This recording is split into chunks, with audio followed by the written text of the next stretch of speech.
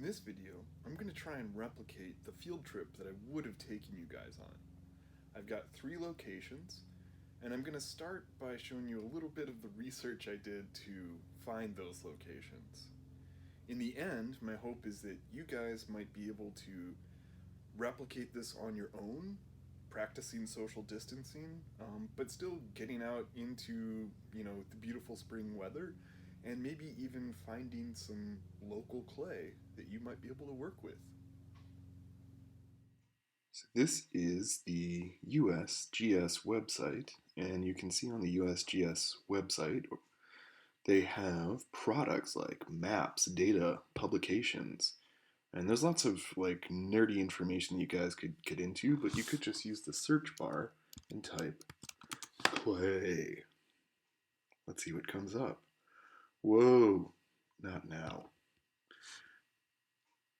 Lots of interesting things that you guys could peruse if you've got the time and you're super nerdy. But governmental organizations put out lots of publications, and my research, even just through Google, led to things like these older publications put out by the state government of Washington, like this particular bulletin, which is about the clays and shales of Washington from 1941. It's actually a really good primer on lots of different information about the types of clay, including classifications that I didn't talk about, like lacustrine, that would be a clay formed in a lake, versus marine and estuary, where a clay is deposited in a saltwater body. But this goes on and on with lots of information that's still valid about clay deposits in all of these different counties within the state of Washington. Even more specific, I found a publication on deposits of minerals in Whatcom County itself. And I think it's through this that I came up with a couple bits of information about specific clay deposits that were being used by brick factories. In addition to that, I've been just nerding out and found this great website/blog by this guy who works at Western, and he has a book, Geology Underfoot in Western Washington. But I had heard that there were bricks at Teddy Bear Cove, and this kind of like vague reference to that. I also heard that it was a nude beach. But I was like reading through this and like the geology of Teddy Bear Cove. Down at the end, he just offhandedly mentions that there's a pile of bricks in the back and doesn't really know much about that. But if you go down into the comments, there's a guy that mentions the Day Brick and Clay Company, which after a little bit of Googling, I found a publication from 1917 called the Brick and Clay Record. And this is a trade publication about brick manufacturers. And there is a crazy passage in here that led to me taking you guys to Teddy Bear Cove. And in this, it says Alexander R. Bately of Tacoma, Washington, is sponsor for the story that women are being used to make brick at Bellingham, Washington. He says that the brickyard there could not get men and tried the experiment of employing women. The sisters and sweethearts of Swedes who were working in the neighboring lumber camps were put to work until a force of 30 was busy digging clay and pushing cars. In any case, that is some of our local history. So in addition to reading the landscape and understanding some of the geologic forces, it also helps to search other weird sources, like the Brick and Clay Record. Another way of looking for clay is reading the local place names that you might be aware of. Like here in Bellingham, there is a street in the York neighborhood called Potter Street, which was cut through when they built I-5. But you could imagine that at some point in the maybe 100 years ago, maybe 100 and a little over 100 years ago, that might have been the site of a pottery. It's even on a little tributary of some sort of river. So it's possible that this was the site of not just a pottery, but where the clay itself came from. Just in researching for these lectures, I was reading about the Nooksac landslide and the glacial clay up by Deming. There's like YouTube videos on that landslide. Whoa, Near look. Deming, February 27th, 2014. We're looking at. All right, well, in any case, I was researching clay and Deming and came across the Deming Speedway, home of the Clay Cup National, or something like that. Yeah, Clay Cup National since 1984, and it's a racetrack for cars, and it's a clay racetrack. So clay is used in lots of unexpected ways that you might not know about. So I didn't know racing cars on clay was even a thing. In the previous talk, I mentioned the Nooksac River flowing all on the way down to the Bellingham Bay. It flows past Brennan Pond, which was the site of a clay mining and brick manufacturing. And I got that information from this 1969 publication. On page 57, they talk about not just where this is, but they talk about what the type of clay is, and how it was used. It says there were 200 feet thick of clay. I've gone there, and it looks like it was an open pit mine, which has since filled in as a pond, and the shore around it is really overgrown. Here I am digging some of that stuff, and you really have to clear a whole lot of brush and roots before you can actually get to anything usable. And then, even then, it was a big chore to kind of process this and get rid of all that organic material. But I was able to make some pinch pots and even make some test tiles. And you guys can see on the left here, just like the primary clay shrinkage tests I made with kaolin and bentonite, I made the same out of this Brennan Pond clay. And these are all the same clay, but just fired at increasingly hotter temperatures. And at the bottom one, you can see that fired really hot, it actually starts to melt, and it could actually be used as a glaze if fired even hotter than that. But if you continue down the Nooksac River to the Nooksac Delta, right over here we have Locust Beach. And this is another site of clay that you guys, if you're up for it, you might want to go check it out. There is a little parking lot, but then you have to walk down underneath this railroad bridge. And when I was there a couple weeks ago, there was a big pond.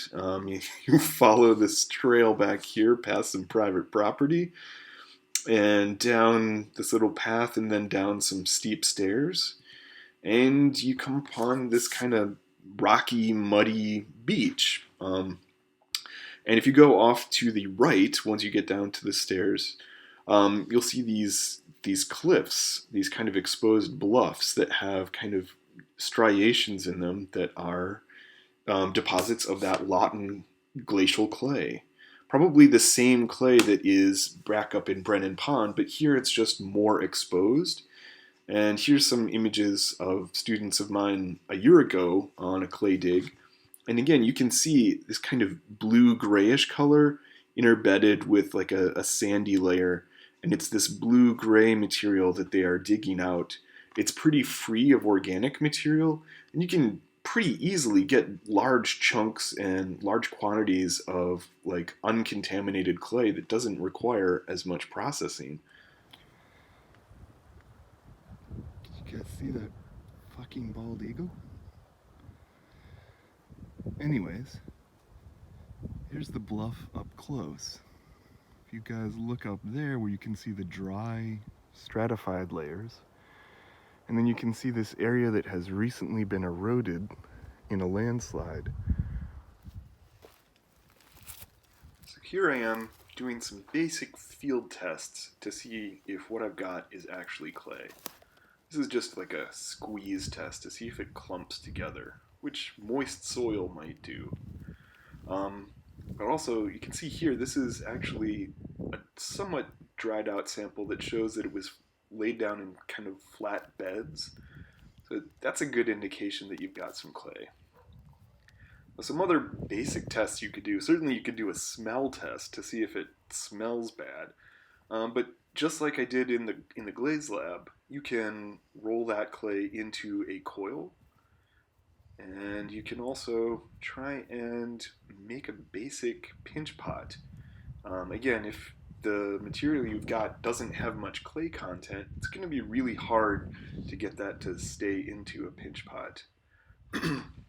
Or if the clay isn't super soft and plastic. But this clay was just eroded from a rainstorm like a night before, and you can see that I'm able to actually manipulate it into something that is, resembling a pinch pot.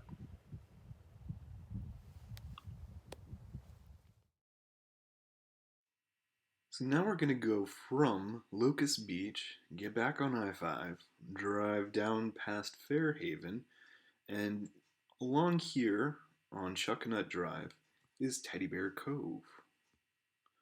If we zoom in, there is a little parking lot and then a hike down to the beach. Hi folks, I'm here at the parking lot at Teddy Bear Cove. You can probably see the beautiful vista behind me. I'm gonna climb down the trail. I'm gonna show you guys some remnants of a former brick factory right here just south of Bellingham. I'm about 2/3 of the way down the trail, and there's a little bend in the trail where there's a kind of overlook that I'm standing on. And behind me, there's a big slope covered in ferns and trees. And down at the bottom of that, kind of down towards to the bay, that is the site of the former brick factory that was here briefly around 1917. I'm now at the base of the hill. Behind me is that steep slope out of which the workers would have dug the clay. And on the forest floor all around me are remnants of the brick factory. You can see kind of distinct mounds that, if you look closely, they're made out of piles of bricks, probably collapsed kilns. But I wanted to show you guys, you can see from seeing these fired examples, this was probably a red terracotta clay, and it looks like these were extruded. You can also see examples of where the kilns got so hot that the clay actually started to melt. And I'm wondering if that's what happened, that this whole factory just melted down. But you can see from this example, it almost looks like obsidian or volcanic glass. It's got this really dark black color that comes from iron oxide. But in that oxidized form, with more oxygen, it's got that rusty red color. Let's see if you can see that. So I think ultimately something bad happened at this factory.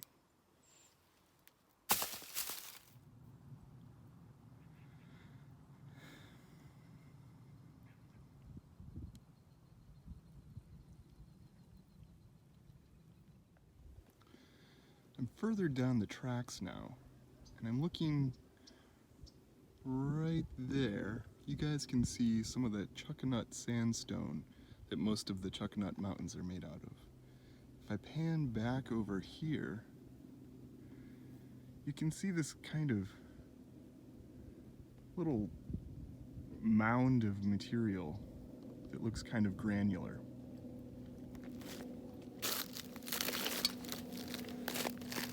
This stuff looks a lot like kitty litter, which basically it is.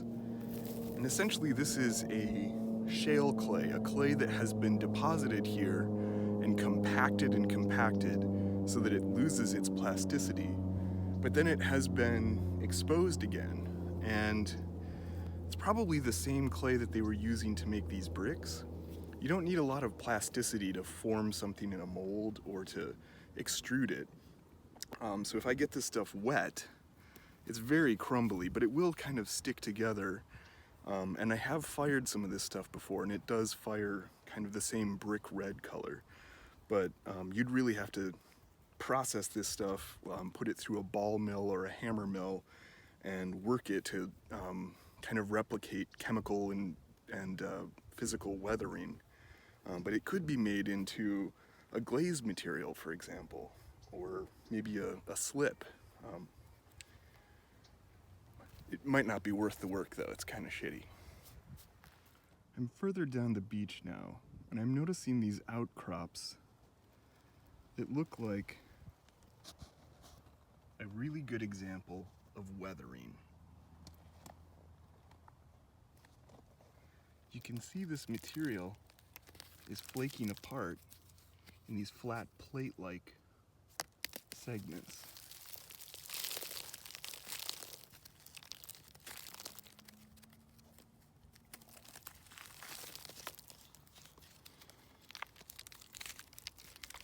It's very crumbly, and if you look up and over, you can actually see examples where this material is really disintegrating into smaller and smaller particles. And again, this is that kind of kitty litter-like material. My proposition is that this is some sort of shale or shale clay that is really compacted, but now that it's been exposed, it's weathering and breaking back down into kind of a clay. In the next video, I'll show you guys how to process this clay from here in my own studio. But until then, I hope you get out and take a hike, look for some clay, and show me what you've got.